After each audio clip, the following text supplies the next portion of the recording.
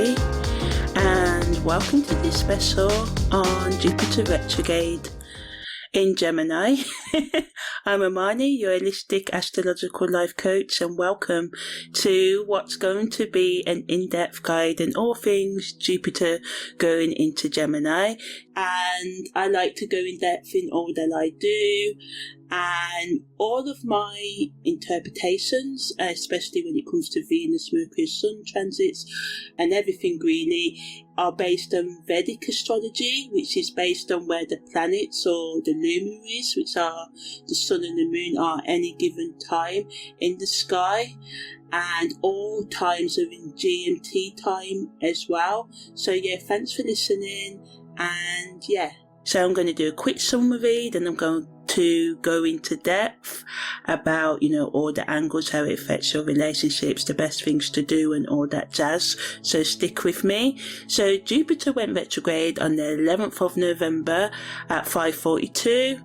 And then on the 5th of December, what this video is about, right, is Jupiter going into Gemini while still in retrograde. Then Jupiter stays in Gemini in retrograde until the 11th of March 2026 at 3:30 a.m. and stays in Gemini while direct until the 1st of June at 9:20 when Jupiter enters Cancer. So there's a lot going on. So we better dive in, right? So I'm calling this the Great Review of Ideas, Connection and Communication. So, as I said, Jupiter's entering Gemini in retrograde, which is an air sign. It's all about us rethinking our mental thought processes, refining, making better our communication skills and resetting our beliefs, asking ourselves, why do we think the things that we think, right? So, at the time of Jupiter, going into Gemini, it's making the trine with Mercury, which comes important because the ruler of the Natsakra, what I'm about to tell you about in a second, is Mercury. Then we've got Jupiter making a square to Chiron, a quincunx to Mars, a trine to Saturn and Neptune, and a quincunx to the Ascendant as well. So I'm going to dive into that and what all that means later on. I'm just going to skim the surface here because this is the summary. Some of you may just want to switch off after 7 minutes, right? Which is typically how long my summary lasts, because I know some people want it short or shorter. Some people may even think it's long already. But anyway, so the 30th degree of Gemini is what Jupiter's in when it comes out of Cancer and goes backwards into Gemini, right? And the Sabian symbol for these, because I'm a karmic astrologist, so Sabian symbols are important to me. And they're just each zodiac sign has 30 degrees in a nutshell. That's what Sabian symbols are, and they give us a depth of karmic and esoteric meaning, hidden meanings basically. So the Sabian symbol is a parade of bathing booties before large beach crowds. And some of these, Sabian symbols were written nearly 100 years ago. So, some of them are kind of got archaic meanings, but I just give them how they are. So some of the words people may not like, but, it's called that. So what can a girl do? So this Sabian symbol rules the 5th rib in our human body. And as I said, this Jupiter retrograde is all about reviewing our communication patterns and our belief systems that we may have started from June 2024 or beyond that, right? So, as I said, the Natsakra, because Fus Vedic and Western astrology, right, is Punavusu, and I try my best to, pronounce these right, so bear with me, guys. And it's in the Pada 3, and this is all about the power of renewal, sort of like, rebirth, resetting our mindset and returning, going over our beliefs so we can move forward. So I'm going to dive into what Jupiter's re-entry into Gemini, because it was in Gemini before, then it went in Cancer, now it's in retrograde in Gemini. So I'm just going to talk a bit about what this means for you. So, Jupiter in astrology is the planet of expansion, growth, faith and meaning. So as I said, this isn't Jupiter entering Gemini fresh, right? It's already been there before it went into retrograde in Cancer, right? It's all about returning to the path, the territory it's already covered between June and November 2025, coming back for a proper review, Think of it like rewatching a brilliant documentary with the commentary track turned on. You're covering familiar ground, but this time you're catching the details you missed, of our favourite, when we binge watch our favourite shows, whether it be Lost, Game of Thrones, whatever you like to watch. But yeah, it's about catching the details that we've missed before, understanding the deeper context, reasons, meaning, and recognising which bits actually mattered versus which were just entertaining and just filler parts, right?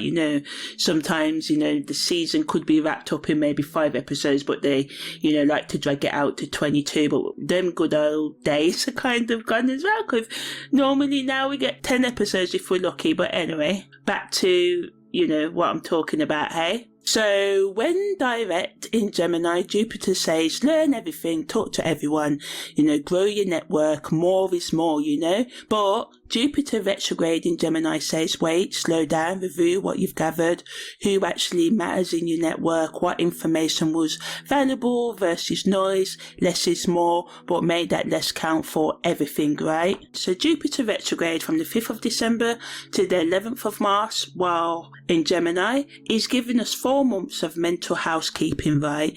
And it wants us to refine, change our communication skills, think about the things that we say, and if we listen enough and all the rest of it as well. And also think about our beliefs, as I said, realigning them, resetting them, changing them. We're becoming sort of like curators of our own beliefs rather than just collecting them, listening to what, society tells us to think and believe and all of that, but actually thinking about what you want to believe, So as I said, there's quite a few things happening. There's a grand trine, and I'll talk about this a bit later in more depth, but it's a grand trine connecting Jupiter to Mercury in Libra and Saturn in Neptune that are both in Pisces, and this creates a brilliant flow of energy. Our mind, which is ruled by Mercury, our structures, our routines that are ruled by Saturn, right? Our dreams, that's ruled by Neptune, and our faith, which is ruled by Jupiter, are working together in this grand trine. So this isn't like a grinding difficult retrograde. This is a supported review period where the universe actually helps us sort through our mental clutter with kind of like grace and happiness and just chilled outness rather than chaos and crisis, right? But we also have the Yod, the finger of fate, pointing from Mars in Scorpio and the ascendant in Capricorn directly at Jupiter, saying our belief systems must change, Your identity needs to be reset, readjusted and tuned. The way you think about yourself and take action needs to align with your revised truth. So you have to, as I said, think about why you act and behave in the ways that you do, and continue or start the work of changing and healing your psychological and emotional and spiritual wounds, and changing your thought processes so they work for you, right? So Jupiter retrograde in Gemini is saying this isn't optional, this is course correction. So it's giving us that chance. It's up to you. I am not a deterministic astrologer, even though I'm a karmic one. I'm all about knowing our fate, knowing our chart, so we can use our free will to overcome what our chart kind of compels us, pushes us to do, right? So the positive expressions of, Jupiter in Gemini, we can use this to finish sports courses or projects abandoned between, June 2025 and November, right? Or before that, right? You may also reconnect with people or meet new people who understand your actual truth, not your performed version. You can develop genuine expertise in one area instead of surface knowledge in 12. Communicate with more clarity that comes from knowing what you actually believe.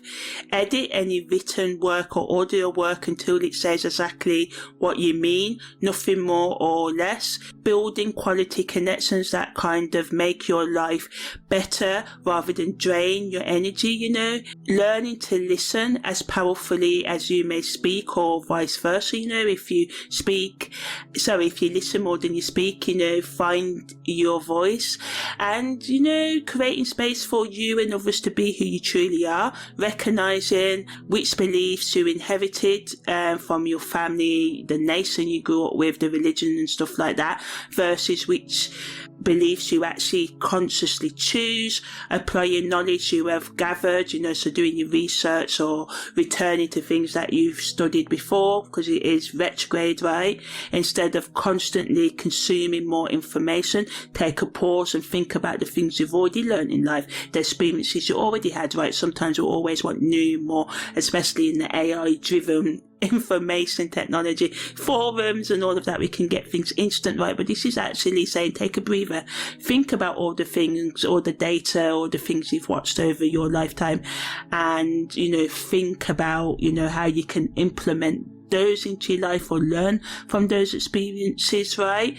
Also, you can teach or live from integrated wisdom rather than borrowed concepts that you haven't lived, and create more sustainable long-term routines around communication, learning and social connection, just thinking about, how you can manage your mental, emotional, spiritual health, so you can have the capacity, because a lot of the time we don't have the brain space to think, right? So we avoid learning new things and sometimes connecting socially and communicating what we want, because we just don't want to go there. Some of us are avoidant, some of us are people pleasers, some of us may be too direct and overstep people's boundaries. Just thinking about your communication and how you can improve it. And it wants us to develop intellectual honesty that serves truth over ego or image. So all in all, when this energy works well, Jupiter retrograde in Gemini, we review the past 6 months of learning with a fresh perspective, spotting patterns that we've missed during forward motion, right? And when Jupiter was retrograde in Cancer, we can have, a kind of epiphanies and conversations that went nowhere in summer 2025 suddenly resolve. Beautiful, because everyone involved may have matured. Well, that's the hope, right? Always asking you to think about, the projects and things that you said and all of that from, summer 2025 that you could start now. You may think, it's the end of the year, but I'll wait till January. No, start now, Take that time to make the plan to finish that novel, that podcast, start that podcast, create that content, complete that certification or master that skill that you've been dabbling in for months or decades for some of us, right? Negative, Jupiter in retrograde and the shadow work of Jupiter in retrograde. I'm going to talk about these a bit now. So it can scatter our attention worse than before, because retrograde energy feels chaotic and it's in Gemini, mutable at the best of times, So we can use the review period, I'm using commas, you can't see me, as an excuse to avoid making any forward progress, to say, I'm just rethinking and revisiting, but I'm not actually going to take those steps for change that you need to do. You can overthink every belief until you're paralyzed by relativism and you can't commit to anything, right? So think, but don't overthink. Communication breakdowns can happen, and these can require a lot of attempts to achieve basic clarity, So try and take time out when you're having conversations, giving people space to, express themselves in the ways that they need to. Maybe sometimes taking breaks, trying other forms of communication, because things can get heated face to face, or, you can avoid by using voice notes and text, right, as well. So finding that balance. So you can just experience social exhaustion as well, as everyone, you know, people from the past, maybe 2024 to 2025, or people, you know, you knew before that resurface, that want a resolution or reconnection, and you can feel overwhelmed. And sometimes it's best not to reconnect, so just choose who you let back into your life carefully, right? See if they change, you know, give them space, communicate. You know, it's hard to keep up a facade, you know, and mask for long, so masks always drop, right? So just rethink before you re-let anyone into your life. So yeah, you can just keep on collecting more and more information as a way of avoiding or applying what you already know to your day-to-day life. You can intellectualize emotions instead of feeling them, using analysis as a defense mechanism. You can question your intelligence or ability, you know, because, you know, old imposter syndrome can come back up again, you know, resurface. You can drown in unfinished projects that all demand attention at the same time. So just try and pick, you know, 1 or 2 projects, or one for some of you, you know, make a detailed plan. Typically, things take at least 50% longer than we think they are to complete, you know, sometimes 100%. So, you know, be liberal. Sometimes we put too much hard demands on our time. We think because we can do everything with AI and stuff, you know, and you know, we live in this fast-paced world. We can order, you know, takeout, and it can come within the hour or 10 minutes for some of you, depends where you live, right? That everything can be instant. No, when it comes to emotional, spiritual and psychological growth, it takes time. Give yourself the space and grace and the love and attention and the forgiveness, right? To hold space for yourself as you bloom into something new. We can also kind of lose faith in meaning itself, because beliefs that once felt solid, like we felt, yeah, I know this, you know, I believe this, can suddenly seem questionable.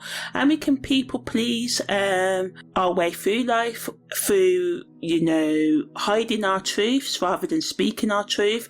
And we can confuse information gathering, collecting a lot of information, watching TV shows, online videos, podcasts, reading books as genuine learning or wisdom development. The proof is in the pudding, right? It's all about what we practically do with our behaviours and the day-to-day behaviours. That's typically who we become, and the thoughts we allow to live in our mind, like kind of, you know, become our behaviours, right? So this is why, you know, I say, you know, we have to know our patterns, karmic patterns, which can, you know, be seen in our chart, so we know what, you know, life may throw us, so we can deal with it, right? Because we can't avoid the karma, but we can typically manage it and choose how we deal with it, right? So when this energy of Jupiter retrograde becomes difficult, we can get stuck in analysis paralysis, as I said, reviewing the same thoughts on a loop without reaching conclusions, you know, and every conversation can feel like work because you're managing others' responses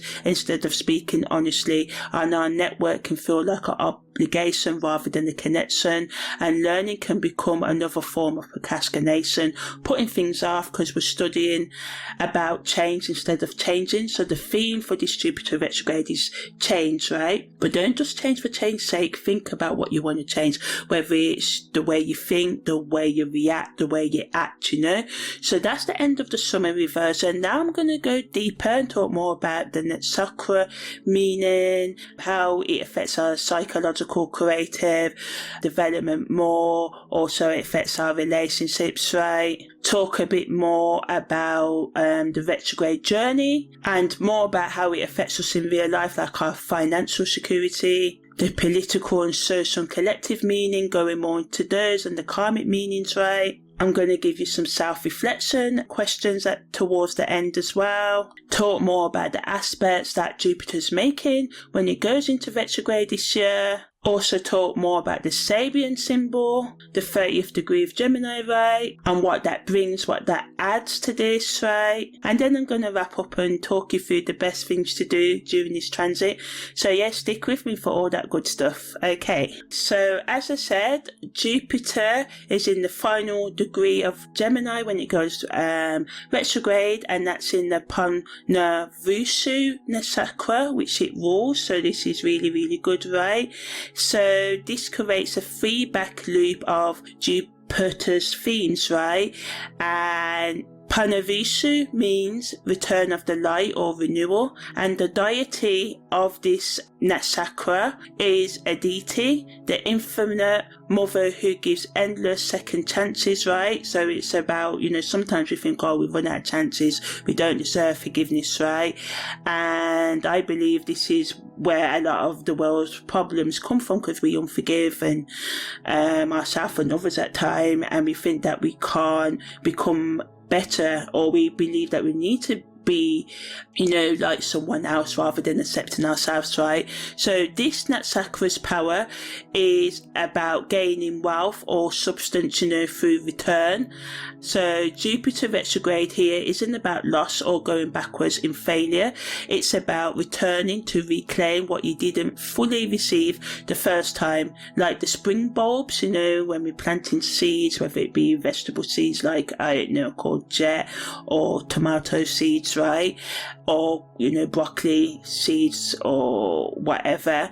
And, let's take spring flowers, right? The bulbs. And as they push through frozen ground after winter, they're coming back to, land that seemed, barren and, dead.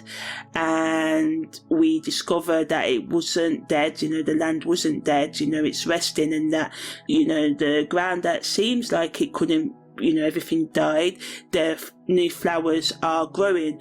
And it's about us, going back and reviewing our projects and things that we thought, we can't finish and stuff like that. But it's about thinking about, what you can finish, restart.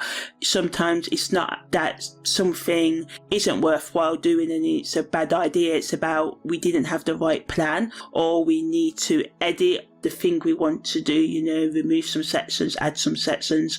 It's the same with our, with our lives. Sometimes we have to, kind of emphasize one personality trait and not hide the other, but, choose who we show certain sides of our personality to, So it's all about reclaiming what we've lost, right? So much reclaiming what we lost, but reclaiming that what we kind of stopped halfway through finishing the projects, right? And seeing that, it's not a dead project, but it's just something that we need to renew, right? We have to change our mindset over it. Of course, there are some things that we shouldn't start, but as I said, that's when the editing comes in, right? This is when we start thinking about different things. What can we add? What do we need to take away from it? Giving yourself longer time to complete it, right? Because sometimes we burn out because we think, I should have done this in a week. And sometimes, as I said earlier, things take longer. That doesn't mean it's not viable. It's not something that you should not do. It's just all about giving yourself the time to complete it, right? So Panavusu's symbol of the bow and the quiver of arrows shows us that we need to gather our weapons for the next phase, and the hunter doesn't shoot continuously, right? A hunter pulls back the bow, aims, and then release it with focus, right?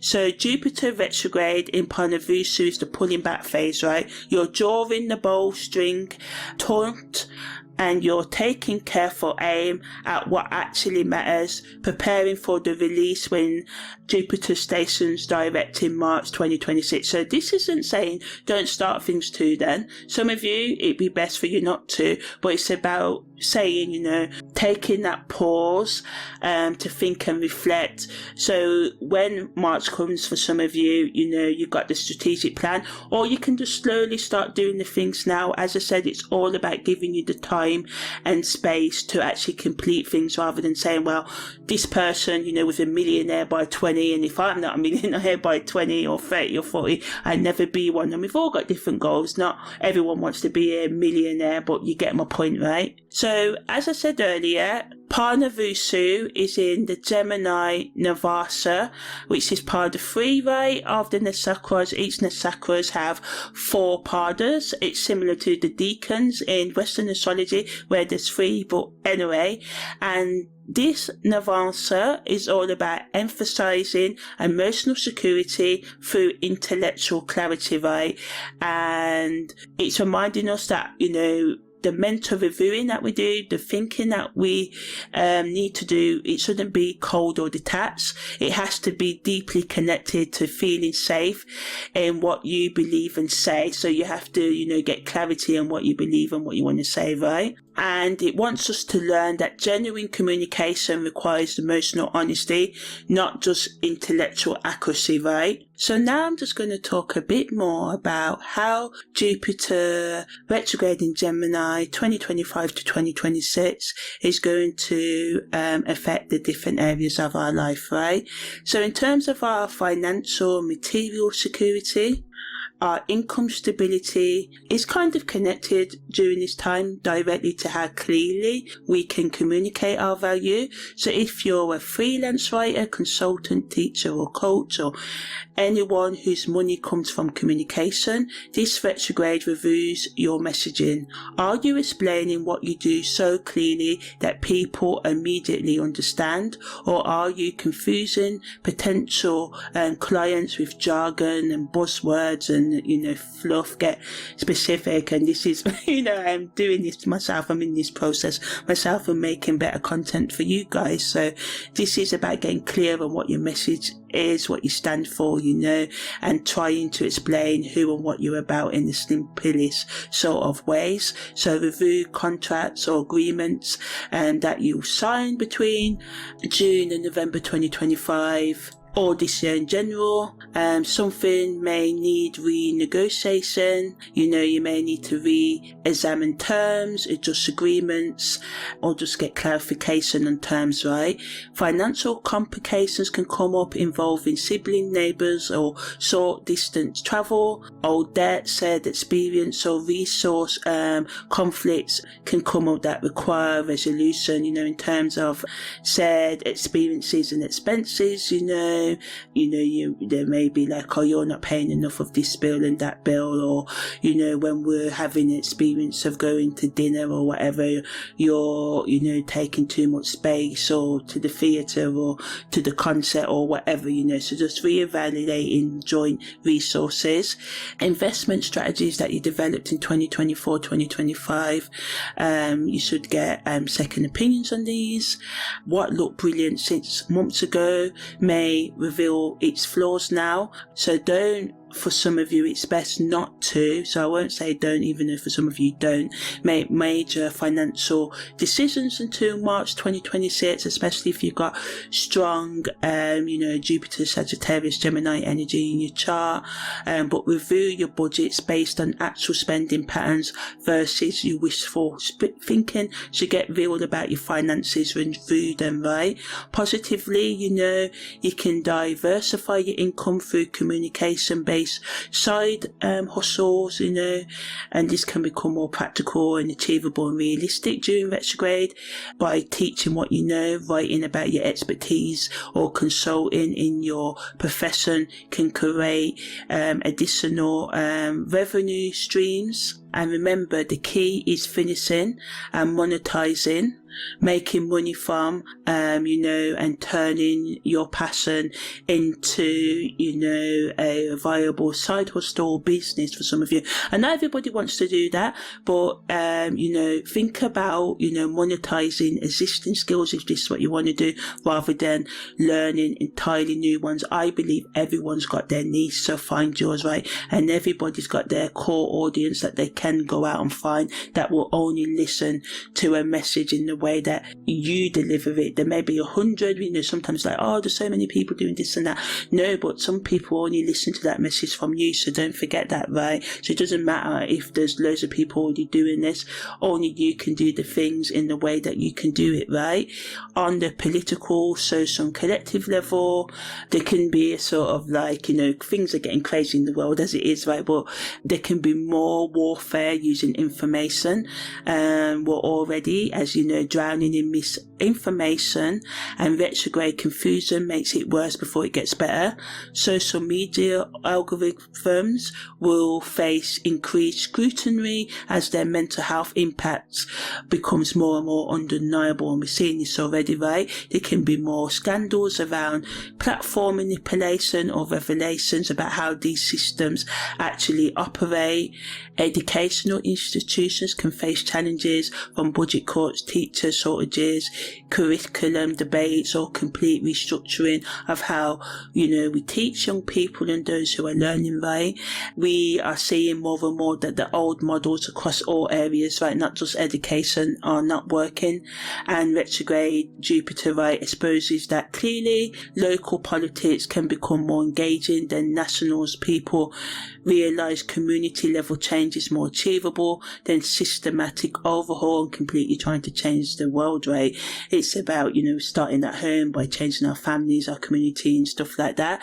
Transport systems like trains, buses, local flights can experience more disruptions than usual, exposing infrastructure weaknesses. And we had like that big outage the other day, which gave me the fighters when, Cloudflare was down, the CDM variant, and so many companies go through that, and we couldn't go on loads of different websites, right? So, we may think we got all of this technology, but this is why I'm still very much into books and writing things down and doing things myself and not just, depending on technology to do it, because when it's down, what we're going to do then? So, communication networks may face more outages or cyber attacks that force us to confront our digital dependency without backup plans, right? So, collective conversations can become more nuanced and subtle, right? People are tired of polarized thinking and hungry for actual discussion, because a lot it's just about me versus them, and we're all human, we've all got pain, right? And it doesn't matter what our sexual orientation is, our skin color, any of that, we all pretty much have the same basic human needs, right? So there can be an upsurge, increase in grassroots movements that use refined messaging strategies, and these can gain more traction, more sort of like of an audience, and people can become more media and social media literate as we're learning to fact check information and think critically more about information sources. And we can realise that our personal work is collective work. Changing ourselves is how we change the collective, right? And when you commit to communicating honestly, you shift, you change the paradigm, the belief systems of, us versus them, and we just believe everything that we see in social media. And when you fact check before sharing, you slow down the speed. And as I said earlier, right, we want everything fast nowadays, and this is part of the issue. Like, speed has its place, but sometimes we need to take the time and relax and enjoy the journey of whether it's creating a novel or podcast or whatever, right? So Jupiter retrograde in Gemini wants us to choose depth over distraction and to resist culture pressure or any other pressure that wants us to be constantly stimulated, right?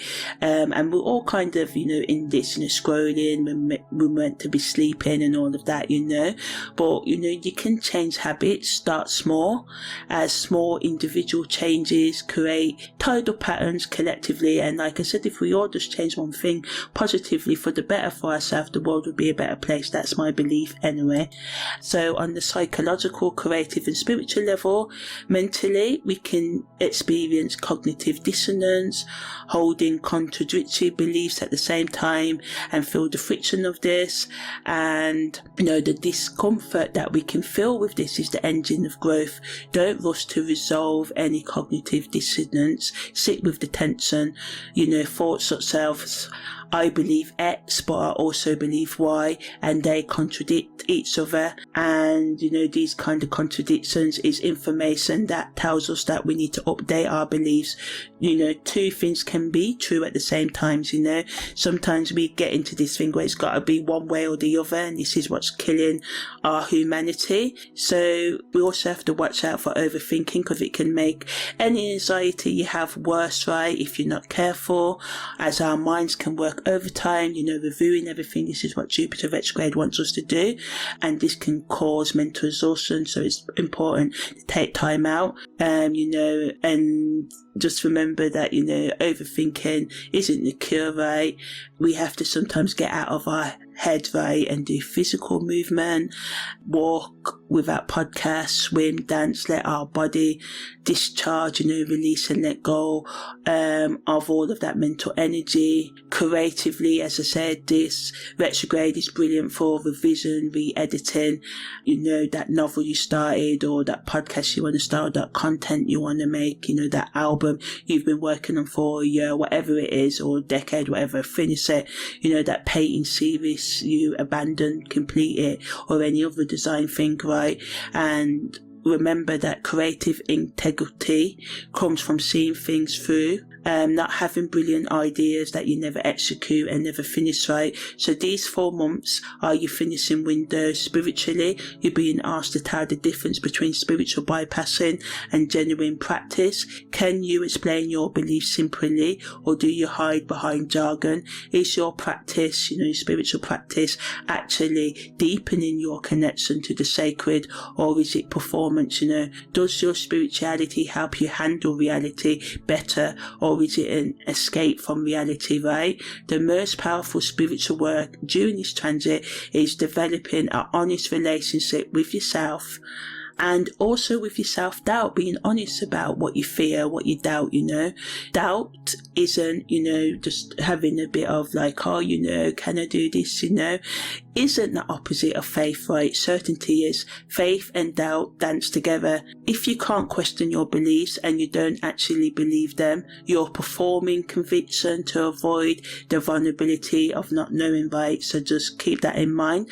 So now I'm just going to talk more in depth about the aspects that I mentioned earlier that Jupiter's making when it enters retrograde in Gemini, right? So we've got Mercury making a trine to Jupiter, right? So this helps us to write, and learn more and review things more in deeper detail and have good judgment about what information that we take in, right? The best use of this trine Jupiter's making with Mercury, and Mercury rules in that Sakra, right, is to have the important conversations that require clarity. It helps us finish those writing projects, right, and anything that demands our focus, and to negotiate, because it makes us more mentally flexible, and also to do any intellectual scientific work as well, because it gives us the ability to work with both, depth and breadth, the surface and the deep, right?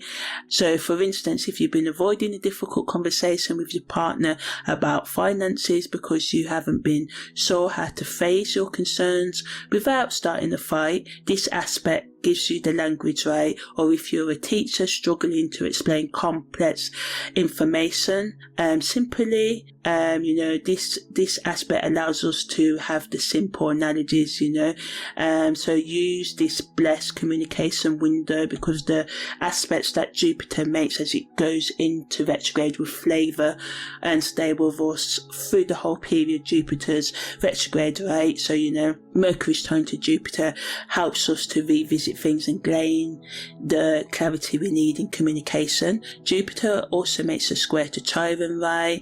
So this represents the ultimate spiritual wound of separation from source. So, we got Jupiter at 30th degree and Chiron at the 29th degree of Pisces, and of course Jupiter's at the 30th degree of Gemini, right? So this creates crisis or mastery energy, and we either integrate our lessons or face the reckoning, face our judgment day with this, right? So our expansion need, Jupiter triggers our wound, Chiron, right? And wounds can block our growth, right? So old pain around not being heard, not being believed, having your truth dismissed, being called stupid, or losing faith in meaning can all come up during, the 4-month Jupiter's retrograde in Gemini. And this is when this retrograde can get uncomfortable, but, fear not, it can be transformative if you're open to healing or continuing the work of healing your psychological, emotional, spiritual wounds and learning to manage them, right? Or continuing that work, because it's lifelong, often so long work But anyway, so wounds around communication, intelligence, or being understood can come up. Don't bypass them, don't avoid them. Take your time, don't fully face them. If it's going to be scary, it's scary to face our shadows, right? But make a plan, make sure you don't burn out in all that shadow and inner work. Take some time out for fun, but allow yourself to feel your emotions, right? Examine the origin of your wounds, probably childhood, right? Probably related to how your family and other people responded to your questions, your curiosity, and your need to understand. Maybe you were told you asked too many questions. Maybe you were saying from not knowing things or knowing too much. Maybe your truth was dismissed as childish. Chiron square Jupiter says those wounds still control how you communicate and what you allow yourself to learn, right? Hold them so they, stop limiting your growth. So say you're brilliant, for instance, giving you a real life example, but you sort of like preface every opinion with I'm probably wrong, but especially in English culture, we are told don't be too cocky rocky, you're meant to be reserved and all of that, stiff upper lip and all of that. But but because of childhood experiences, you may be like, oh, I'm only silly, don't listen to me and all of that. And because you were taught that confidence equals arrogance, right? But that's the Chiron rune limiting Jupiter's need for growth, right? And this square brings that pattern into consciousness so you can choose differently, Yes, don't make anyone else feel uncomfortable. Be humble with your genius, but don't deny it, don't be ashamed of your abilities either. So Mars also makes a quincunx to Jupiter. So this creates an awkward tension as these energies don't naturally understand each other, right? Mars in Scorpio wants depth, investigation and transformation through intensity. Jupiter in Gemini wants variety, flexibility, lightness and multiple options, right? So your action represented by Mars and your beliefs represented by Jupiter, right? Pull in different directions, right? What you do versus what you say, you believe are misaligned, and this aspect demands adjustment, right? Either we have to align our actions with our stated beliefs or update our beliefs to match our actual behavior, and we have to notice the cognitive dissonance that comes up, right? You may say that learning is your priority, but you spend time scrolling social media instead of reading and studying, You say you value deep connection, but you maintain dozens of superficial relationships, right? So Mars quincunx Jupiter is forcing us over the next 4 months to reconcile our contradictions, right? To choose which truth is actually our truth, and adjust accordingly. This isn't comfortable, but it's honest. Use this aspect to close the gap between who you say you are and who you actually are through observable behavior patterns, because as I said earlier, our thoughts create our reality and they create our behaviors, right? Typically, especially when we have unresolved childhood wounds and psychological and emotional and spiritual blockages that drive our subconscious behavior, right? So it's very important to use this Jupiter in Gemini to retrograde to review, right? And Jupiter's making a trine to Saturn, so this is really, really good. Saturn's in Pisces, but still it allows us to be practical with our spirituality and have realistic dreams and be more disciplined in our empathy and compassion. So Jupiter trine Saturn means our growth is being blessed by structure and routine. We're not expanding into chaos but long-term growth. This aspect has peaked already because it's separating, right? But it's still going to influence the whole 4 months Jupiter's in retrograde. So whatever routines and structures you built in October to November 2025 around learning, communication or connections, remember that these structures are solid, right? The challenge is maintaining them during retrograde rather than letting chaos dissolve them. Don't abandon routines, schedules or systems established in October to November 2025 just because the retrograde energy feels chaotic, right? The Saturn trine to Jupiter is blessing, supporting these structures, helping us out, not getting in the way of them. So if you set up a daily writing practice or anything else, keep it. If you schedule regular calls with specific people, or whatever you choose to do, honour your commitments. If you fall off, as we all always do, you know, one day or a week, get back on it as soon as you realise this, right? Don't just think, oh, I haven't done it for a week or 2 weeks, I might as well just give up for the rest of the 4 months. No, the key is getting back up after each failed attempt. This is how you create long-term growth, right? And Saturn's gift is sustainability, long-term commitment, right? So let it stabilise, you know, the Jupiter's need for growth. So growth doesn't collapse under its own weight like an unsold mine shaft, you know, or a plant growing too fast without root depth, or you not putting a cane to support the fruits, right? So also Jupiter makes a trine to Neptune as well, which is also in Pisces. So we got a lot of nice Pisces energy. It's mutable, and Gemini's mutable energy. So they're working well together, right? So it's a nice, gentle background energy, right? So Neptune in Pisces brings dreams, intuition, mysticism, and dissolution of boundaries, right? The boundaries get blurred and kind of more fluid. And Jupiter's trine to Neptune means, you know, the growth that we do during these 4 months has a deeper spiritual significance, right? You're not just learning for knowledge, but for soul growth.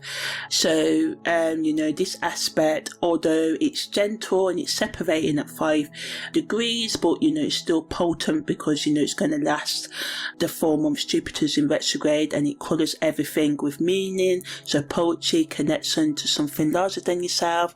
Trust your intuition about which learning, connections and communications, you know, serve spiritual growth versus your ego-driven plans, right? So Neptune cuts through intellectual crap and shows you what's real at the soul level, right? And during retrograde, when questioning everything, your intuition is more reliable than logic.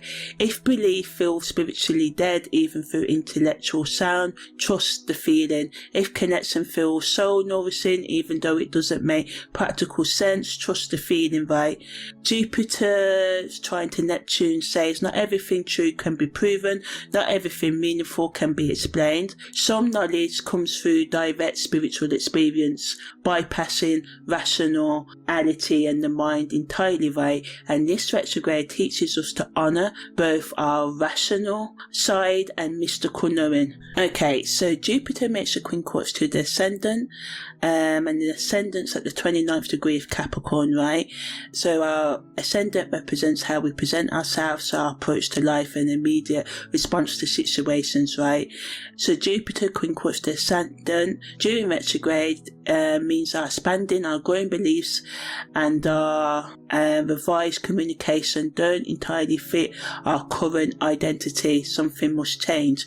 You can't just think differently, right? You must become someone different. How you show up in the world must change to accommodate your growing, your evolving truth. The quincunx demands awkward changes like learning to write with a non-dominant hand. It may feel weird but develops new abilities, right? Notice the identity crisis around what you believe versus who you present yourself as. So for instance, you know, you may have always presented yourself as a responsible, practical type of person, but Jupiter and Gemini, you know, can open you to a more playful, curious, versatile, flexible energy, right? So your identity doesn't match truth anymore. So it's important to update your presentation to reflect your actual beliefs and interests. So this might mean changing how you dress, speak or socialize or introduce yourself.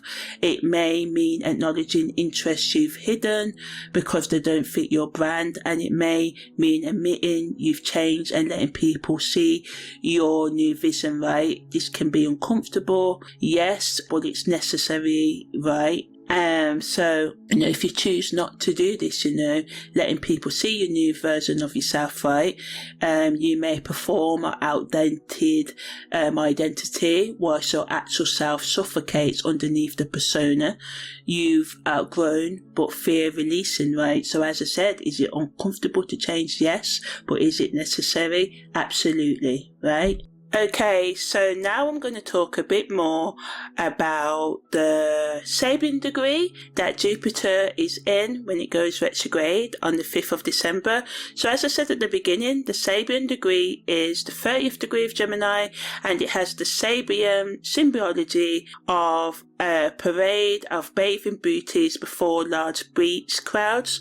So this gives us the symbology of public display, right? Performance, beauty standards, bodies and soul, audience judgment, competition, summer celebration, oceanside, leisure, pool parties, all of that, whatever you want to call them. So the bathing beauties perform femininity, beauty, youth, vitality. The crowds watch, assess, applaud, or criticize.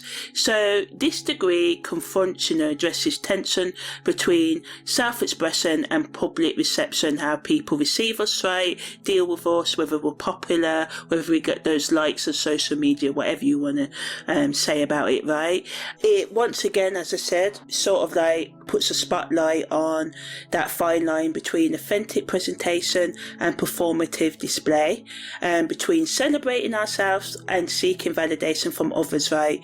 It's the influencer posting authentic, in comments here, guys, life for likes, the writer publishing truth and bracing for reviews, the teacher sharing knowledge whilst wondering if students judge them, any moment where you must show yourself publicly and accept that not everyone will understand or approve. Jupiter retrograde at this degree asks us, are you displaying your truth or performing for applause, for likes, Are you communicating what you actually believe or what gets best, sort of like the best response, the likes, the attention?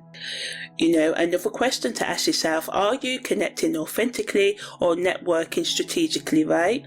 And the parade, of bathing beauties, isn't inherently wrong. Celebration, beauty, public sharing are all valid, but if you're only showing what gets approved, you're not actually being seen. You're being applauded, but you're not known. So it's asking us to confront in the ways that we, curate our life, post our life on social media, go about our daily life for approval and acceptance, rather than authentically being who we are. So in terms of the Jungian meaning, the bathing beauties represent the persona, right? The public face we show the world, that we carefully curate for acceptance. The crowds represent collective judgment that we've internalized as our superego, the voice telling us what's acceptable to display and what must be hidden. Jupiter retrograde here brings the self, our true nature, into conflict with the persona. Who are you when no one's watching? What do you believe when you're not performing belief? What would you communicate if you weren't managing others' responses, The beach setting is kind of like the luminal, right? The edge between land, conscious structure, the known area, and the sea, which represents our unconscious, the fluid, the mysterious, right?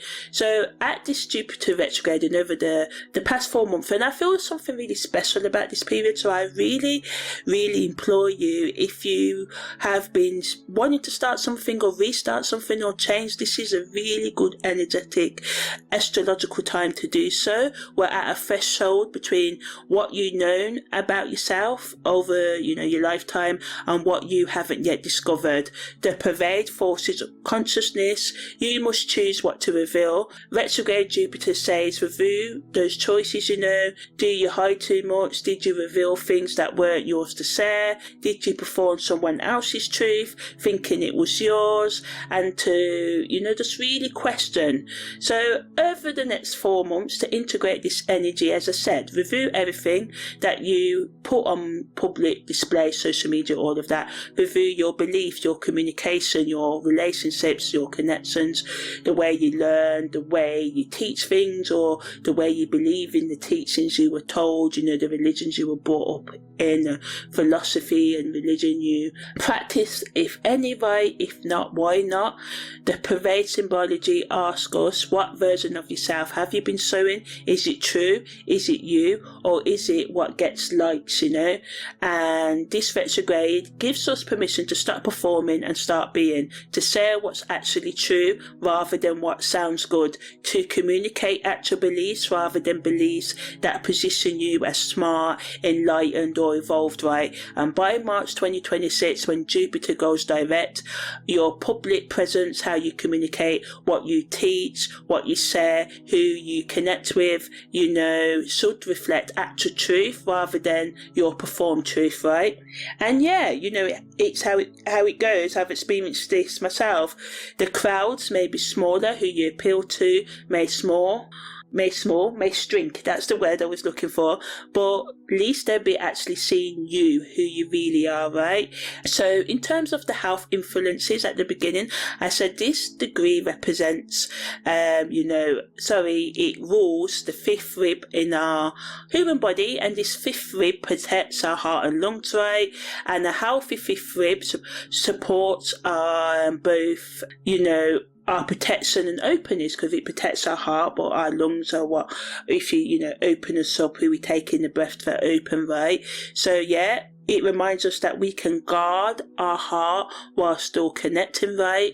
And fifth rib issues manifest as chest tightness from holding back expression, swallowing our breath from fear of being seen, heart palpitations, and our heart beats boom, boom, boom, boom, boom, boom, boom, really fast before public speaking or anything else, posting that post, and the physical manifestation of the tension between visibility and vulnerability, right? So to sort of like support this, degree and the areas it protects our heart and lungs, right? We can practice chest opening yoga poses, backward bends, breathing into our ribs, right? Expanding them, singing or toning that vibrates the fifth rib area, rolling a foam roller, any other gentle roller, or even the wooden ones gently, right, along the rib cage to release held in protection patterns, right? So,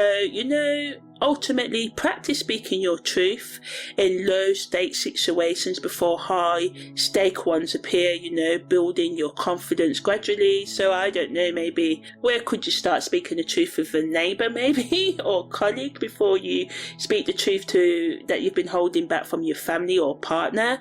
Record yourself presenting, or record yourself speaking and watch back and listen back without judgment. If you're thinking about starting a content channel or podcast, ask trusted friends, do you feel like you know the real me or just the version I show publicly? Write 2 versions of something, one for the public and one for private for yourself, notice what you censor, if this is a good test, speak something as well, you don't have to write it, but what you would say in public and what you would say if no one was listening, no one was ever going to read this or listen to it, what would you write? Write both versions, right? Take breaks from performing on social media, in public, right? And reconnect with your private, your most authentic self. Stand tall with your chest open, but relax, not hunch forward, protecting your heart, right? In terms of, body care, gently, mobilize your rib through side bends, twist, arm reaches, expanding your rib cage, massage between your ribs with gentle pressure, where tension around being seen actually accumulates and gathers. Breathe, in a way that expands your ribs laterally, not just from the chest up and down, but everywhere for fuller expression.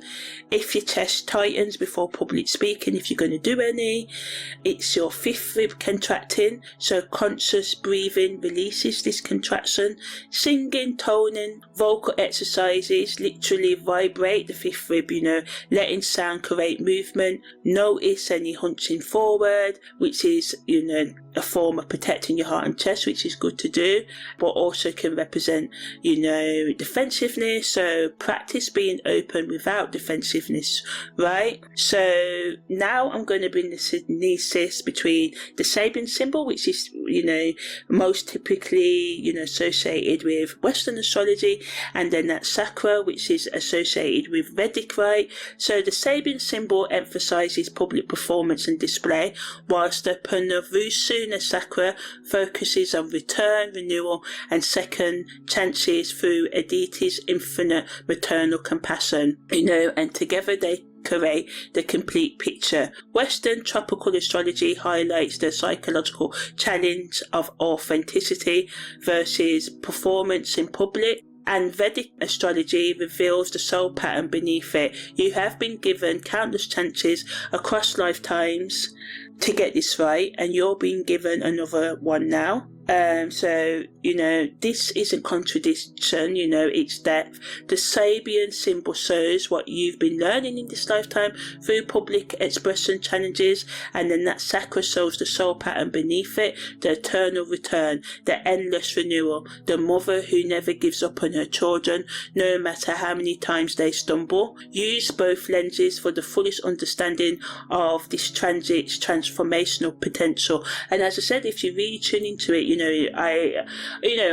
just one astrologer, right? But my intuition is guiding me. This is, some special alignments are coming up next year as well. So the parade, symbology teaches you about authentic self-expression, and the Punavusu and the Sakra teaches you that you get as many attempts as needed to master it, So as I said, it's about, this is what retrograde represents in astrology. It's about revisiting, retrying, So it's about not giving up on yourself and, revisiting those projects that you've put off, and realizing that you have a place in the world and you're expressing who you are. Not everyone may love it, that's so much to ask, but there are people out there who will get you and want you to be exactly who you are rather than performing, right? So in terms of the karmic meanings and soul lessons, right? So as I said earlier, we're reviewing soul contracts around teaching, learning and communication. In past incarnations, you may have been the scribe, the person that recorded things, recording history, the messenger carrying information between kingdoms, because I believe we all go through our high and low lifetimes, right? The teacher passing down oral traditions, the merchant trading ideas across cultures, or the translator bridging linguistic divides. So the sole question Jupiter retrograde asks is, did you use those gifts wisely? Did you communicate truth or propaganda, or do you communicate truth or propaganda, lies, and not fact checking and just saying things on social media to stir up hatred or just to get likes and stuff like that? Did you teach to empower or control in the past life? Did you learn for wisdom or status, or because you genuinely were interested, right? And like Punavusu's deity Aditi, the infinite mother who offers endless returns, you're being given another chance to use language, information and connection as sacred trust rather than personal power, right? So yeah, we have to remember during Jupiter retrograde in Gemini, words create reality, information shapes consciousness, and when you communicate, you're participating in a collective field of human understanding, not just exchanging words, data. And this transit asks you to take that responsibility seriously without taking yourself seriously. The contradictions, paradoxes of life, right? And it reminds us to honor the value, the weight, the power, the impact of our words without becoming so rigid, or precious about words, saying, oh, you got to put a comma here and pronounce it this way or that way. It's the balance between knowing communication matters and holding it lightly enough that new information can update your perspective. So the soul work connects to Punavisu's bow and arrow symbolism, what I talked about earlier, right? You're gathering your weapons for the next phase of your soul's growth, evolution, right? A skilled archer doesn't shoot continuously. As I said earlier, they pull back the bow, aim carefully, then release with focus. So Jupiter retrograde is the pulling back phase. You're drawing the bow string taut, as I said, taking aim at what actually matters, preparing for release when, Jupiter stations direct in March 2026. So old karmic patterns can surface, come up, and these may include the gossip who destroyed lives through careless words, spreading rumours without verifying truth or considering consequences, the liar who manipulated through information control, weaponising knowledge against those with less access, right? The sophist who cared more about winning arguments than discovering truth, using intellectual superiority to dominate rather than illuminate, or perhaps the intellect elitist who hoarded knowledge as power, keeping wisdom locked away to maintain an advantage over others, right? The trickster who used communication to deceive rather than connect, finding entertainment in the confusion they created.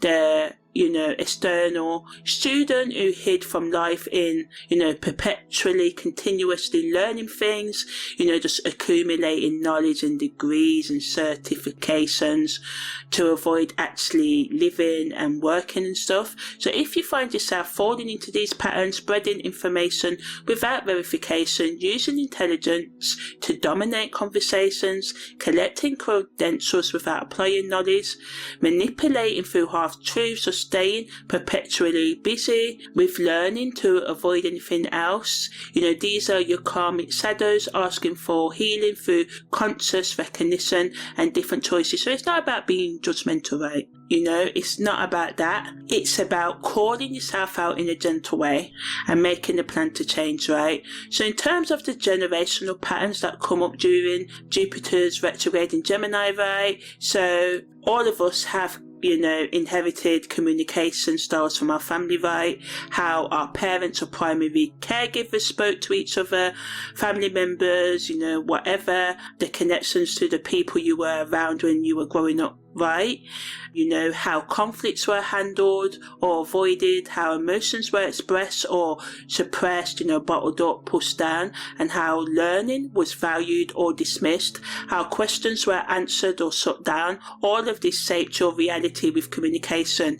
Jupiter retrograde in Gemini asks, which family communication patterns are you unconsciously repeating? Which of these serve you? Which of these poisons your relationship with yourself and other people and need to be consciously released? Think about this, right? Because not everything that we learn is bad, right? Sometimes we just have to tweak it a bit, adjust it a bit, some things we do need to throw away.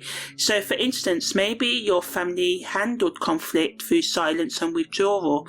Now you find yourself doing the same in your marriage, even though you consciously know it doesn't work, and that's a generational pattern. This retrograde gives you 4 months to recognise it, grieve the limitation it creates and choose a different response. And remember, you don't need to change everything within the 4 months, it's just acknowledging and making a plan to, change it over your lifetime. Some things you will change in a month or two, some things it will take a year or a decade, Another scenario is that, your family may have valued intellectual achievement above emotional intelligence, right? You learn to be brilliant but not vulnerable, articulate but not authentic. This retrograde asks, what would happen if you valued emotional truth as much as intellectual accuracy, being right? And it's asking you to break the generational cycle, whatever yours may be.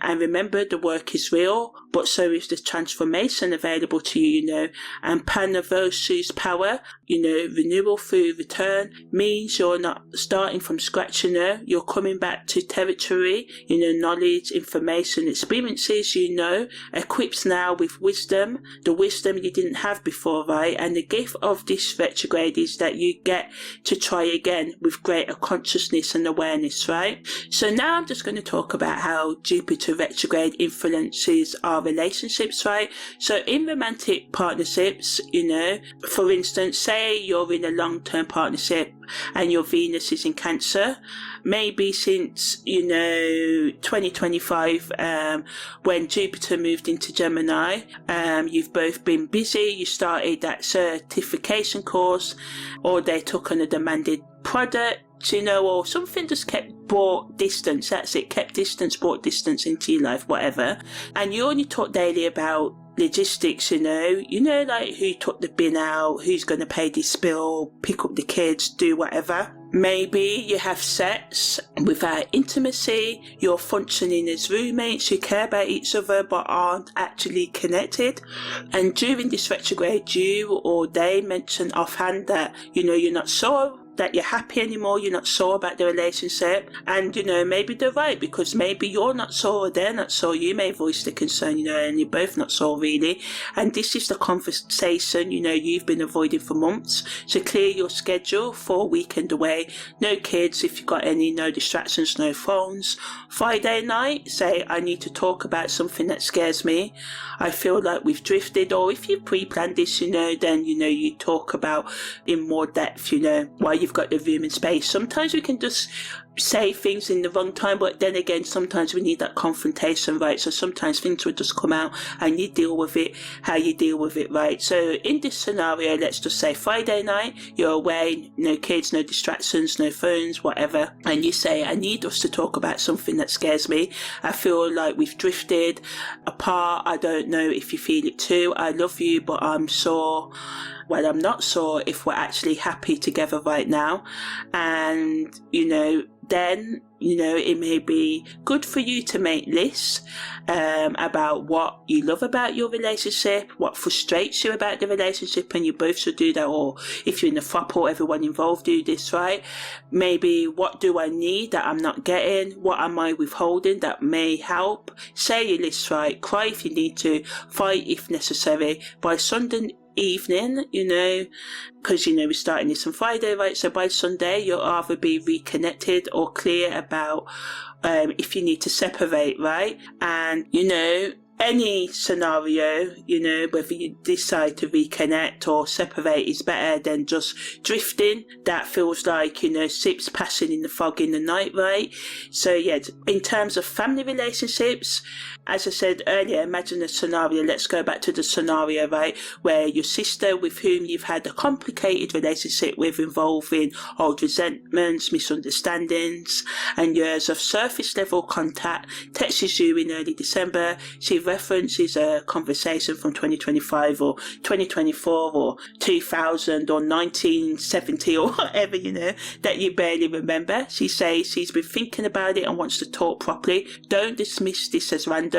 Jupiter retrograde specifically brings back unfinished relationship business from 2024 or whenever. So, check your calendar or text from, the summer, if that's what you're going back to, or from, 1970 where it went text, letters, whatever. Check your records of communication, whatever they be, text, letters, whatever, or memory. Try that. You may not remember, as I said, but just try to think about what did you discuss before responding. Journal, what do I actually want this relationship to be like? What do I actually want to do with this relationship? Not what I should want, but what do I genuinely want, right? This is asking us to be honest about our needs, right? And ask yourself, if an honest conversation comes up and it brings up conflict, can I handle that? Then respond, maybe like, I'd like to talk. I want you to know that I'm open to hearing difficult things, if that's where it goes. Are you, when can we schedule some time to speak or something like that, And I recommend scheduling at least 2 hours minimum, preparing for emotions and all of that, because this conversation may bring up, but it could resolve decades of dysfunction, or it might clarify that you need more distance, and both outcomes are growth, not failure, you know. In terms of friendships, maybe you've been part of a friendship group for years, but lately you're the one always initiating contact, organising gatherings and maintaining connections, or, you know, a friend may say this is their role and they're sick of it. You know, during this retrograde, they may stop initiating, or you may stop initiating, you know, the friendship things. Stay silent for 2 months, you know, and if no one reaches out, this may hurt, but it's information. Jupiter retrograde reveals which connections are mutual versus one-sided. Rather than ghosting or being passive-aggressive, send a clear message. I've noticed I am usually the one initiating our gatherings, our events, our meetups, right? And I've been wondering if this friend group still serves everyone. I value you all, you know, I really do value you, or whatever you're going to say, but I need relationships that feel reciprocal, like equal, right? Give and take. And if anyone wants to stay connected, reach out in the next 2 weeks. Otherwise, I assume we're naturally growing in different directions, and that's okay. Some will respond, some won't. The ones who respond are your actual friends. Release the rest with love and redirect that energy towards people who meet you halfway, right? Rather than not meet you at all. Quality over quantity isn't just a philosophy, it's a practical, you know, way of relationship management, right?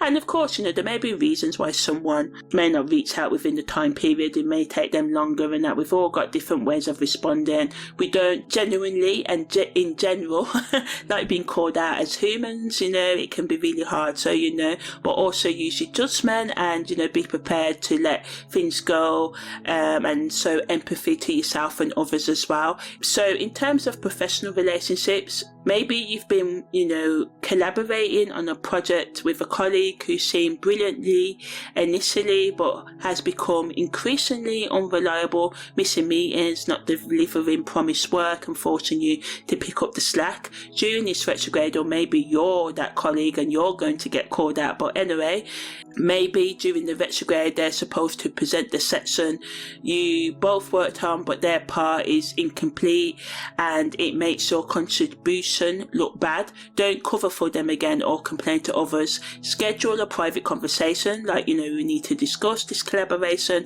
I noticed a pattern where deadlines slip and I end up doing work to compensate. I don't want to blame you, but I need us to be honest about what's working and what isn't. Can we talk about restructuring how we work together, or whether we should work together, or be specific? Cite 3 examples with dates. Listen to their response without defending. They might have legitimate reasons, you know, health issues, family crises that they haven't said, or they might be defensive and dismissive still, you know. Either way, you get the clarity. If things don't change after this conversation, document everything and involve your manager, you know. You don't want to be a snitch, as sometimes they get stitches. Yeah, sometimes it's the only way to deal with people that overstep your boundaries, right? Or if you're the boss, you know, because sometimes in a collaborative workplace balance, you can employ friends and family and stuff. Sometimes you just have to, you know, be tough with the love, and you may have to fire someone. I'm not saying you have to do any of these things, I'm just giving you examples of what could happen, right? But ultimately, Jupiter retrograde says no more tolerating dysfunction for the sake of being nice.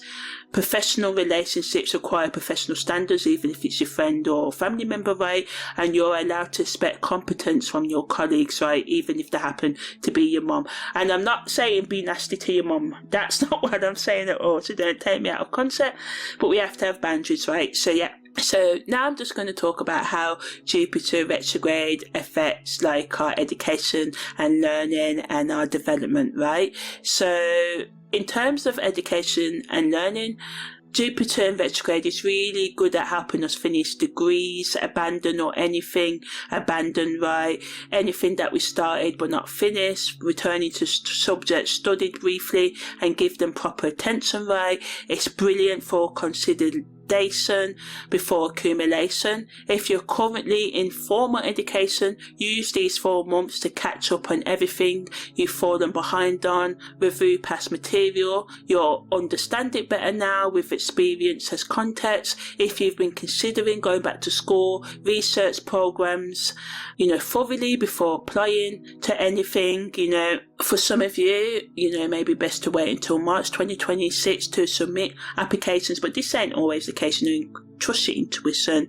Some places have deadlines, so you have to apply within the deadline. Some of you may decide to have a gap year, whatever, or to teach yourself, commit to finding the resource to teach yourself that skill. But as I said earlier, it's about revisiting schools as well. So maybe you may just do some informal learning. So maybe you're learning a new language, an instrument or skill. Commit to just 20 minutes daily for 4 months rather than binge learning that burns out quickly. Consistency beats intensity. By March you would have made more educational progress through steady review and steady steps daily than frantic forward motion, where you basically do nothing for 3.5 months, then the last 2 weeks, that is, yeah. You just rush to the deadline. We've all been guilty of it, right? So in terms of our career, right, use December through to March 2026 to review your career. Maybe not career moves. Some of you may decide to just end the job and look for a new career or whatever, but update your CV anyway and portfolio, but don't aggressively job hunt, Well, some of you may need to, but my advice is don't aggressively job hunt, focus on updating your CV, portfolio, thinking about your skills, trying to begin learning new skills, updating your skills, take courses that deepen your existing skills, as I said, rather than learning new things entirely. Reach out to past mentors or colleagues for informational interviews without an agenda. Ask yourself, if I can do any work involving communication, learning or connection, what would it be? Let the answer surprise you. Don't make major career changes until Jupiter goes direct. That's my advice, but sometimes, we've got bills to pay and all of that. I'm aware of that. But anyway, by spring 2026, you can move forward with conviction, with truth, with a plan, right? A strategic plan rather than confusion. And that's worth, in my opinion, 4 months of patient reviewing, rethinking and planning, right? Instead of hasty decisions that you can regret within weeks, right? So now I'm going to talk about travel, right? Because after all, Jupiter rules the 9th house, long distance travel, whether it be physical or psychological, mental travel by imagination and all of that. So short trips can get cancelled, rescheduled or complicated during retrograde. That's normal. It's normal in daily life as well, right? Don't fight it. Build flexibility into any plans. If you're dreaming of major relocation, like a different city, different country, use these 4 months for thorough research without committing to anything. Maybe join, as I said, virtual exploration can help, right? So you join online communities for places you've been considering visiting physically, follow local news sources, watch, online videos from social media, right? And, search for one specifically about people that live there, the locals, gather data on the place, do your research, By March 2026, whether, your travel plans to go abroad or whatever you want to do, whether they're, just fantasy, whether that survives the reality check, or whether you've been romanticizing somewhere that wouldn't actually suit your needs, because sometimes we can just hear things about places and be like, oh, I want to go and see that, the 7 wonders of the world, or all of this, but sometimes it's not your actual taste. So think about the places you actually want to go rather than just wanting to visit places because everybody else has done it, right? So ultimately, local travel, because we're in Gemini, serves this transit better than long distance travel, but that doesn't mean don't go on holiday. Go on holiday if you've booked one or you're booking one, right? Maybe you'll discover things you've been overlooking for years. If you explore your own area like a tourist, right, you can find things you didn't even notice, and that may change your relationship with where you live, from tolerance to appreciation. So now I'm just going to talk a bit more about financial planning. So it's really good to review investment strategies that you develop from 2024 to 2025 or, others.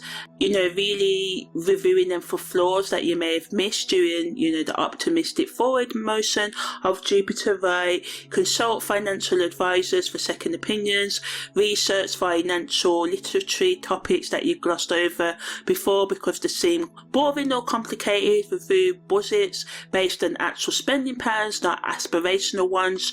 Track everything for 1 month to see where money actually goes versus where you think it goes, as I said earlier. And this is really important because, Jupiter expands everything and it's inward energy. So it doesn't mean that we may, typically not travel more, like blow our money on a holiday, but we may blow our money on comfort, right, on courses and education. Now, I'm not saying, because I've told you all the way through this, to invest in yourself, right, but sometimes think about what you're buying online. Sometimes people say, we've got this course that's going to change your life. You've got people who do one thing for a year and then think they're gurus and selling you course for like thousands of dollars. So just think about what you are actually spending your money on, even if it is going to better your life in the long run. It may not do that, only because you spend £10,000 on the course or 9,997, because they like to do that. Psychological pricing doesn't mean it's going to have more value than the course that costs $97 or £97, right? So it's important to think before making major financial commitments, but that doesn't mean if you do your research and it's a good deal, then do it, right? And it's best to prepare for things, right? So doing your research, right? If something's really valuable, they're not going to pressurize you and say, you must buy it now, Plan before you buy that large purchase, that home, that car, that education, right? Use these months to research thoroughly, save diligently, and understand all the options available to you. So when you're ready to act, you act from an informed position rather than an impulse, right? So now I'm just going to start finishing up with the best things to do and some self-reflection questions you can ask yourself, right? So you can do in terms of physical body, right? Chest opening yoga poses, as I said, camel, cobra, bridge to release, held in expression, right? Breath work, meditation, walking without podcasts or music, swimming, vocal exercises, and foam rolling, like I said. In terms of mental and emotional practices, daily journaling on relationship patterns, what did my last 3 relationships have in common, voice memo, journaling, where you speak your thoughts aloud, hearing yourself think differently. It's a good technique rather than writing, sometimes just to hear yourself speak aloud, record yourself in conversations and listen back to notice patterns you want to change. Well, yeah, this is a good idea. You obviously should get other people's consent if you're going to be recording them as well.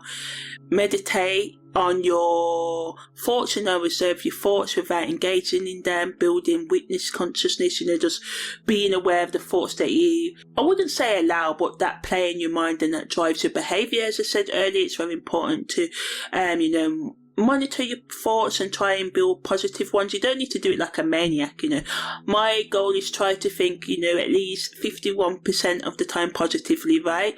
You can do cognitive behavioural therapy, using techniques for identifying thought distortions and reframing your mind automatically. Maybe finish one book that you started rather than starting 3 new ones. Experiencing completion, so, finish things, in terms of your creative expression. Revise everything that you wrote, created or designed between June 2024 and November 2025, or that you've got left undone from any date, right? Take one creative skill you've been dabbling in and study it seriously through a structured course. Create a daily 30 minutes minimum at the same time and place, in terms of the habit or the skill you want to start doing or restart doing. Focus on revision, not new creation, right? So as I said, finishing old projects. But if you haven't started a project, or if you really think that this idea is not good, then start something. So just build systems around creative work, submission schedules, content calendars, portfolio organisation, studying creators whose communication style you admire and analyse what makes it effective, completing abandoned creative projects to build completion, your capacity to complete things and build up your creative integrity, in terms of spiritual practices, develop an honest relationship with doubt in yourself, journal on what you genuinely believe versus what you perform believing in. So read one spiritual book thoroughly instead of skimming 5. Take notes and discuss with someone.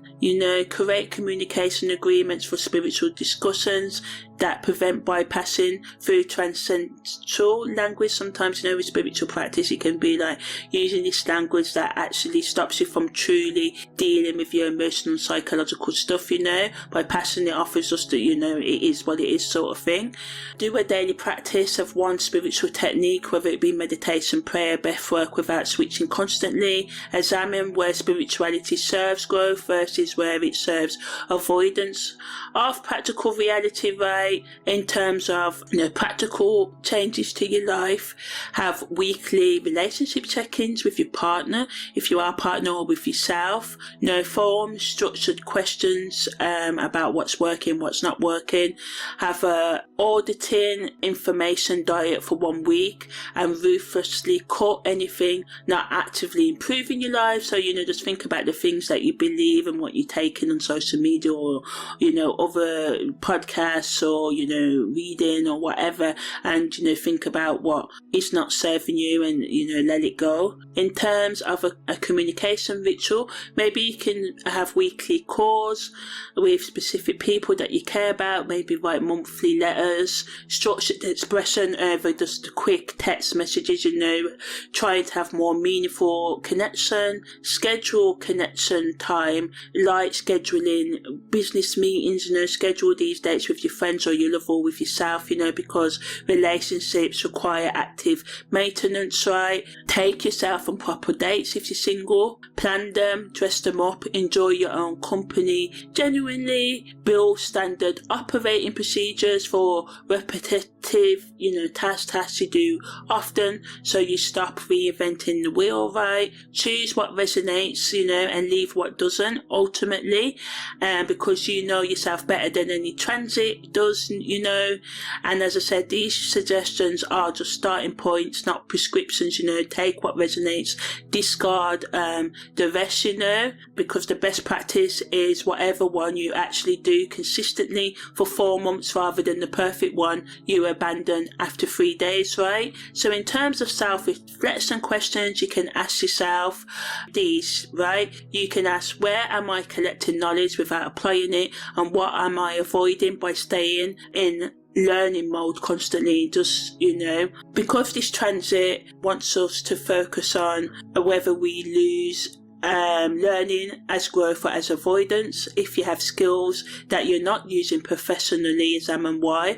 Is it fear of failure, imposter syndrome, perfectionism that keeps you preparing instead of performing? So, real life example, if you spent £1,000 or 10,000 and design courses over 2 years or over whatever period, maybe you have impressive portfolio pieces or practice projects, but you've never pitched a single client because you don't feel ready. Your learning is actually avoidance in this scenario. Sometimes we have to practice in public, right? And just think about what would happen if you made one pitch this week, right? Ask yourself, what belief about yourself am I defending so hard that I'm rejecting evidence it might not be true? So as I said, we all have identity investments in our identity, beliefs about ourselves that we've built our self-concept around who we think we are, like, I am the smart one, I am the independent one. When evidence contradicts these, we resist instead of updating.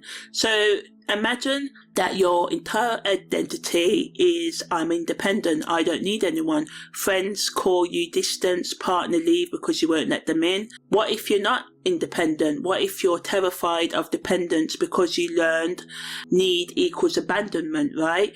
And your independence isn't strength in that case, right? It's a defense. So recognizing your defense mechanisms allow you to actually connect with yourself and others, right? You can ask yourself, where am I actually making myself smaller, less knowledgeable, or less capable to keep others comfortable? Because many people, especially women, hide their intelligence, simplify speech, or play dumb to avoid threatening others. This is self-betrayal masquerading as kindness, right? So imagine you have a PhD, but introduce yourself as I dabble in research at parties. You dumb down your work when explaining it. You have learned that being smart makes people uncomfortable, and it can do, but it's a way of being who you truly are while being humble, but still being assertive and still being like, yeah, I am that person, right?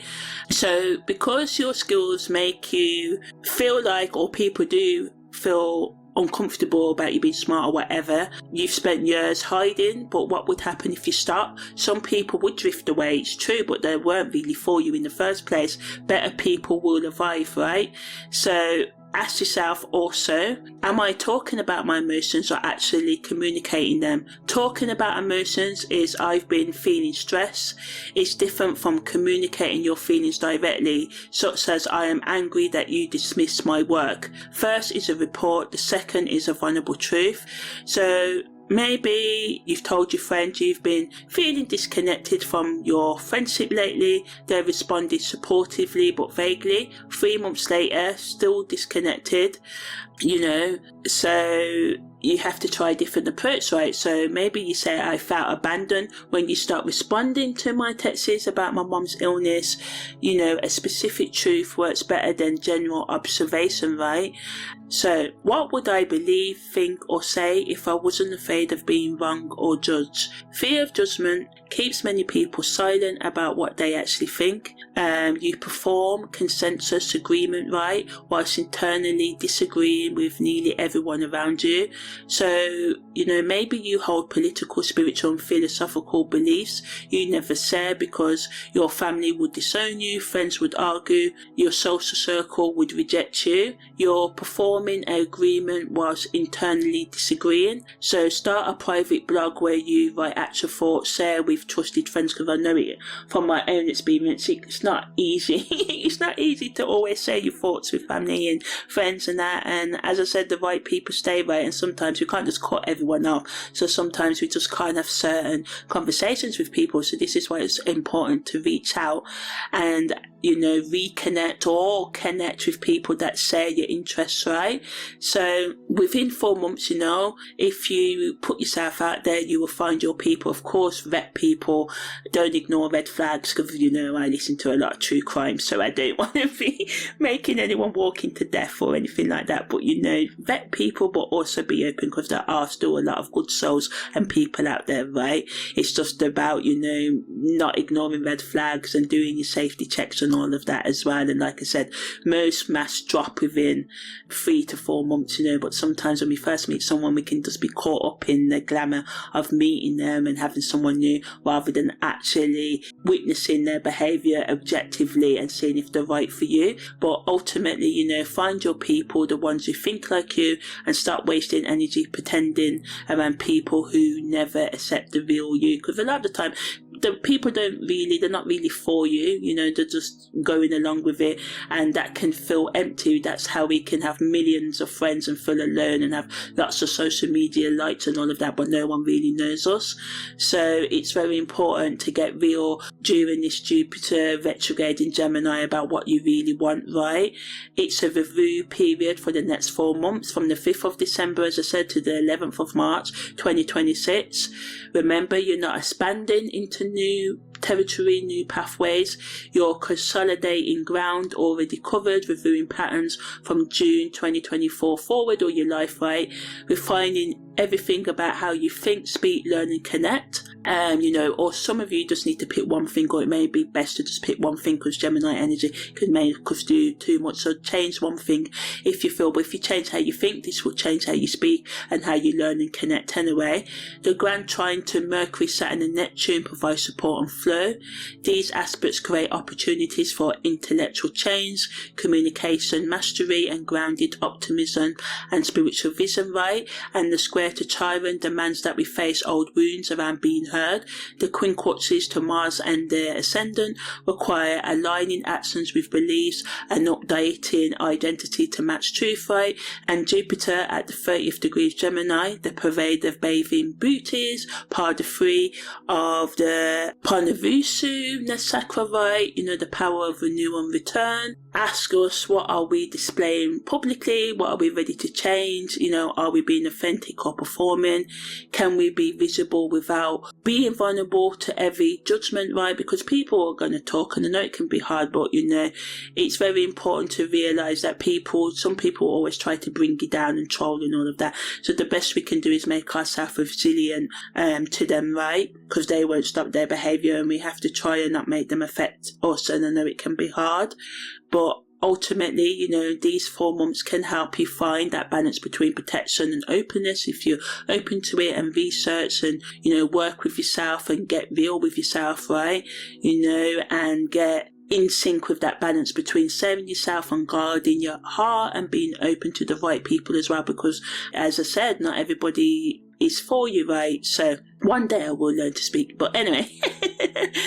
Ultimately, to work with this energy, you've got a proper opportunity here to finish what you started instead of consistently starting new things, to deepen instead of scatter and waste your energy, to master communication as a sacred practice instead of treating words as disposable, right? To build connections based on authentic alignment instead of social obligation. Choose one focus for these 4 months, not 12 self-improvement projects. One, maybe it's finishing a specific creative project, repairing one important relationship, mastering one communication skill, completing one course of study, building one consistent practice. Do that, just one. Think about what you want to master, complete or build, then commit to it daily. Not when you feel inspired, daily. Even 20 minutes, even 5 minutes counts, right? Even imperfect attempts count, right? Consistency beats intensity. That's the theme. So Jupiter retrograde 2025 to 2026, the motto is consistency beats intensity, right? So by March 2026, that one focus will have transformed something, fundamental in your life. So, the energy of this retrograde peaks in early December, and it sort of January and February, do the steady review work, and by late February you start feeling ready to move forward again, and think of it as your season of consideration, your winter, like real winter, when trees pull energy inward to strengthen roots before spring growth. You're not dormant, you're deepening, right? That's valuable work, even though it's invisible from the outside, because you may feel I'm not doing anything, I'm just slowing down, but the planning stage, the review stage is just as important as the destination and the doing stage, right? And in most cases, most things fail in life because they don't have a proper plan, right? So yeah, the work is real and it is hard. I'm not going to say it's going to be easy, all the things, because it's asking you to face many truths, right, during this time, but the transformation is available to you. Panavusu's power, renewal through return, means you're not starting from scratch, you're coming back to a path for territory equipped now with wisdom that you didn't have before. So let it guide you inward, and the integration you do now determines the quality of your growth over the next 12 years. This isn't punishment, it's preparation. You get to become intellectually honest, communicate more clearly, more socially selective, and more philosophically flexible without being intellectually spineless or spineless in any other way, right? You get to speak truth gently, share knowledge generously, connect authentically, and apply wisdom rather than than just possessing it. You've got this, trust the timing, I believe in you. So yeah, that's the end of my very in-depth analysis of Jupiter retrograde in Gemini. I'm Amani, your holistic astrological life coach. Take care and see you next time.